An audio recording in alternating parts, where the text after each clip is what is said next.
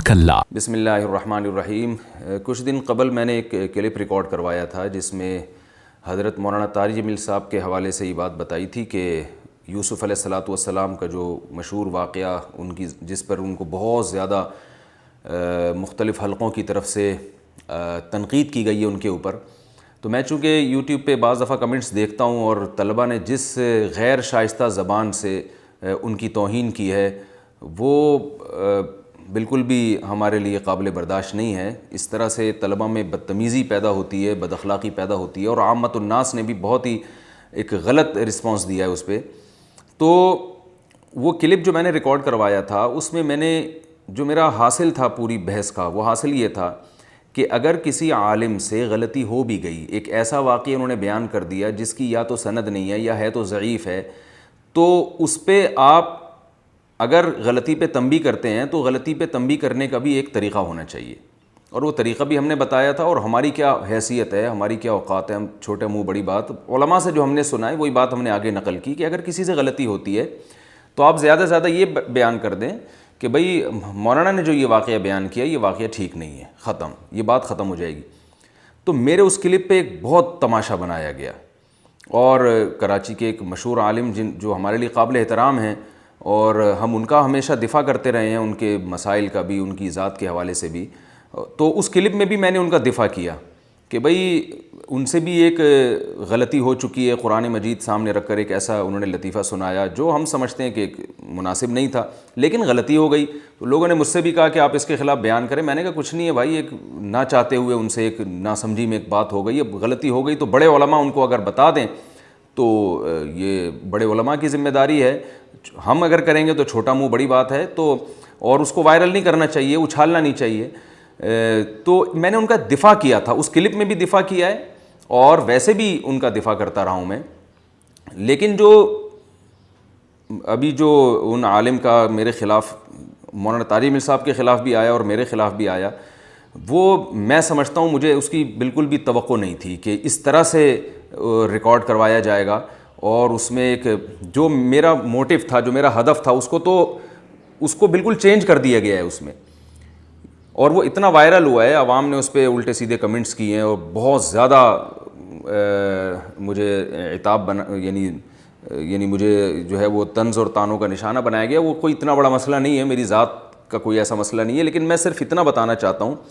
کہ جو اس کلپ کے آنے کے بعد جو میری طرف سے لوگوں کو بدگمانی ہو رہی ہے، میں صرف اس بدگمانی کو کلیئر کرنا چاہتا ہوں کہ میں نے حضرت مولانا طارق جمیل صاحب کی حمایت ہرگز نہیں کی ہے یوسف علیہ السلام کے واقعے کے بارے میں۔ اگر میں نے حمایت کرنی ہوتی تو میں سندوں کی بحث میں جاتا، کھینچ تان کے اس کو صحیح قرار دینے کی کوشش کرتا۔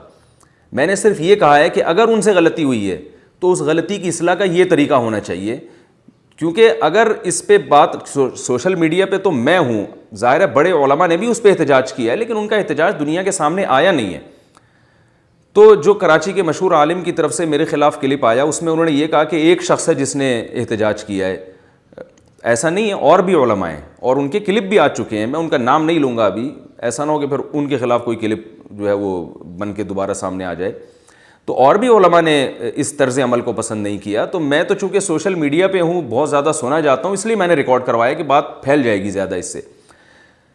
تو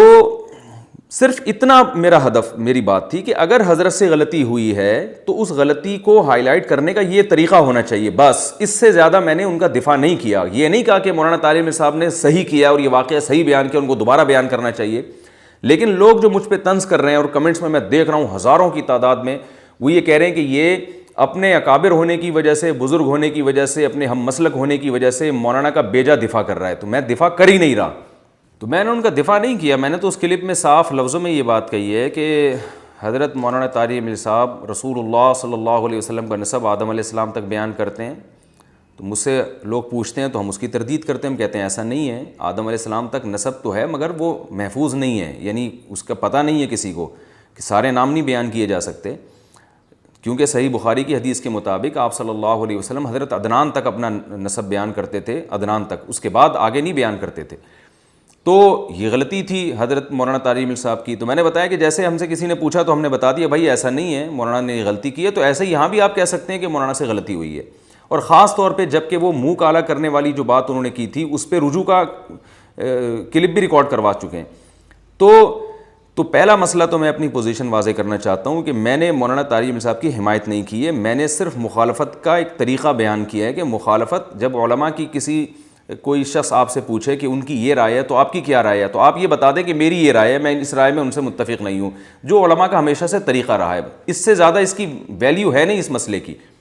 دوسرا مسئلہ یہ کہ لوگ یہ بھی فورس کر رہے ہیں کہ جب مولانا طارق جمیل صاحب سے یہ غلطی ہوئی ہے تو وہ رجوع کا اعلان کیوں نہیں کر رہے. یعنی یہ پورا قصہ ہی اگر من گھڑت ہے یا ضعیف ہے, بہت سند نہیں ہے یا کیا ہے, جو بھی ہے, تو وہ رجوع کا اعلان کیوں نہیں کرتے. تو یاد رکھیں یہ بات بھی میں اس کلپ میں ریکارڈ کروا چکا ہوں کہ اگر اس طرح سے آپ رجوع کے اعلانات کروائیں تو یہ پھر اعلانات کا سلسلہ بہت طویل ہوگا, بہت سارے علماء اس کی لپیٹ میں آئیں گے,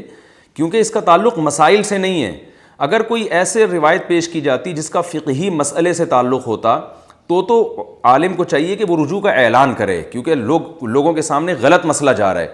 لیکن اگر ایسا نہیں ہے تو تاریخی روایتوں میں اس قسم کی غلطی پہ رجوع کے اعلانات نہیں کیے جاتے. تو ہمارا بھی کہنے کا مقصد یہ تھا کہ اگر مولانا طارق جمیل صاحب سے کوئی غلطی ہوئی ہے تو اس غلطی کو اس طرح سے ہائی لائٹ کر دیا جائے, آپ کی ذمہ داری پوری ہو گئی, بات ختم ہو گئی. تو چونکہ یہ ہماری جو قوم ہے نا اسٹینڈ پہ چل رہی ہے, یعنی آپ یہ کہہ سکتے ہیں کہ آپ کو اس بارے میں بولنے کی کیا ضرورت ہے. مجھے بولنے کی ضرورت اس لیے نہیں ہے کہ میں مولانا طارق جمیل صاحب کا دفاع کر رہا ہوں, مجھے بولنے کی ضرورت اس لیے ہے کہ میں میڈیا پہ ہوں اور ہماری جو عوام ہے اس میں یہ اس ٹریک پہ چل پڑی ہے وہ, کیونکہ یہ زبان کی لغزشیں اور اس طرح کی غلطیاں ہر انسان سے ہوتی ہیں اور ہوتی رہیں گی. تو اس میں ہمیں پہلے سے لوگوں کو گائیڈ کرنا چاہیے کہ اس موقع پر کرنا کیا ہے. تو یہ ایک بات. اچھا, دوسری بات یہ کہ تفسیر کبیر اور امام رازی, یہ مجھے اللہ کی قسم پہلے سے معلوم تھا یہ ایک ہی تفسیر ہے, تو میری زبان سے نکل گیا کہ تفسیر کبیر میں بھی امام رازی نے بھی لکھا ہے.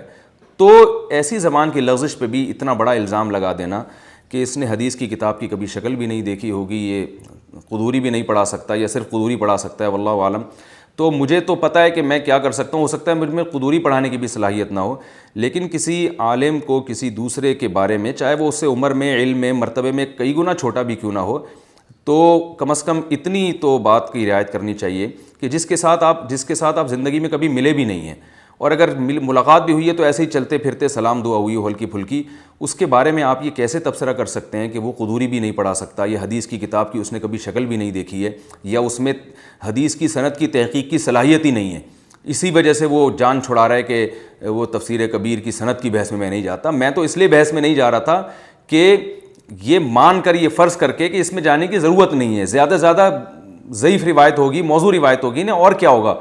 تو غلطی کو غلطی مان کر یہ بحث کو سمیٹنے کے لیے میں یہ کر رہا تھا. یہ مطلب نہیں تھا کہ ہم سند پر جو ہے وہ سند کی بحث میں پڑھنے کی ہمارے اندر صلاحیت ہی نہیں ہے, یا کسی حدیث کے بارے میں یا روایت کے بارے میں یہ تحقیق ہی نہیں کر سکتے. میرے رسالے موجود ہیں الحمدللہ, میرے علمی تحقیقات موجود ہیں, تو میں نہیں دعویٰ کرتا کہ میں کوئی بڑا عالم ہوں, میں یقیناً ایک طالب علم ہوں, اور شاید میرے اندر قدوری پڑھانے کی بھی صلاحیت نہ ہو.